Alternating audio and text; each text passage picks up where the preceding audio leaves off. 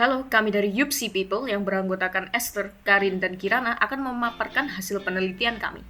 Pandemi COVID-19 membawa guncangan baru bagi dunia media. Pasalnya, pembatasan sosial berskala besar serta anjuran stay at home membuat manusia hanya mengandalkan media sosial dan platform online untuk mengetahui suatu informasi. Hal ini ditunjukkan dengan data Reportal per Januari 2021 bahwa sejumlah 22,6 juta jiwa dari populasi Indonesia aktif menggunakan internet. Durasi penggunaannya pun meningkat 40% selama pandemi COVID-19. Dalam kasus pemberitaan selama pandemi, Twitter menjadi salah satu media dengan penyebaran berita tercepat. Selain menjadi media dengan pengguna terbanyak di peringkat kelima, Twitter juga menjadi media dengan penyebar hoaks terbanyak kedua setelah Facebook. Terlebih di masa pandemi, telah ditemukan 1.387 hoaks di mana 474 isunya tersebar di 1.000 platform berbeda. Salah satu isu hoaks hangat pada Twitter adalah isu termogan yang mampu merusak sel saraf manusia. Apabila hal ini tidak ditangani dengan serius, masyarakat akan tenggelam dalam kebohongan yang berlarut-larut dan tidak menyelesaikan masalah.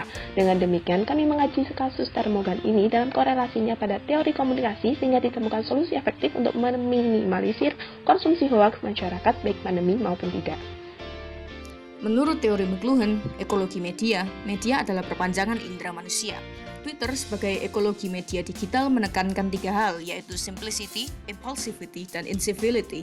Perkembangbiakan hoax dalam ekologi media dapat dipetakan dalam model segitiga disinformasi. Sisi patogen, yaitu informasi salah yang sengaja atau tidak sengaja dibuat, lingkungan yang mendukung, yaitu platform berita, dan host, yaitu penerima informasi. Untuk mengetahui seberapa besar isu hoax dalam dunia sosial media, kami melakukan sebuah survei yang ditujukan kepada warga Twitter dengan syarat pengguna Twitter aktif dan berusia minimal 13 tahun. Kami memilih Twitter karena Twitter menduduki peringkat kedua dengan jumlah hoax terbanyak. Dan berdasarkan hasil survei yang kami lakukan, pengguna Twitter didominasi oleh generasi muda. Dengan peringkat pertama yaitu mahasiswa, kemudian pelajar SMA dan pelajar SMP. Dan sebagian besar dari mereka menggunakan Twitter dalam kurun waktu 2 hingga 5 jam dalam satu hari. Ketika ditanya mengenai tujuan, kebanyakan dari mereka menggunakan Twitter untuk mengisi waktu luang, tapi juga ada yang menggunakan Twitter untuk mencari informasi terbaru. Hal ini dikarenakan karena dunia Twitter yang sangat luas dan update-annya yang sangat cepat. Ketika ditanyai mengenai hoax, hampir seluruh responden kami mengetahui apa itu hoax, dan 80% dari responden mengaku mereka pernah menemukan hoax tentang COVID di Twitter, bahkan tidak satu hoax dalam satu hari. Dan karena studi kasus kami berhubungan dengan isu termogan yang lewat merusak otak, kami juga menanyakan hal itu. Dan lebih dari 50% mengetahui kasus itu, sedangkan saya tidak.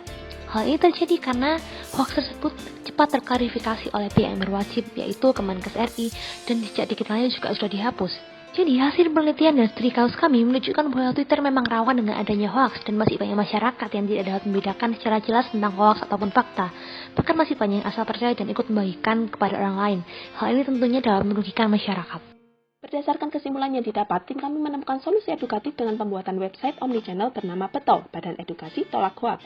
Website yang dikelola mahasiswa ini berisikan video edukatif bersambung, artikel, kuis menarik, dan challenge campaign hoaks yang dikemas kekinian agar tertancap dalam pemikiran remaja, sehingga secara berantai pesanmu tersampaikan hingga kepada generasi tua. Website Betul juga menyediakan fitur konsultasi berita dan validasi berita dengan kerjasama bersama Kominfo dan pihak media massa sebagai bentuk penyuksesan program Kominfo sebelumnya yang dilakukan di Facebook dan kurang dimengerti kaula muda.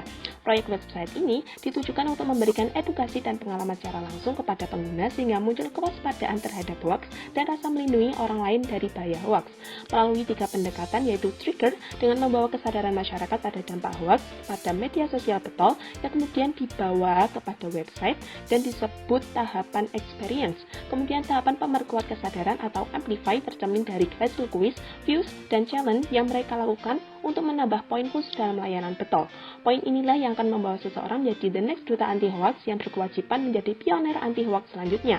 Melalui digital flow, pada website Betul, kaula muda akan tertarik dan terdorong memiliki kewajiban melindungi sesama.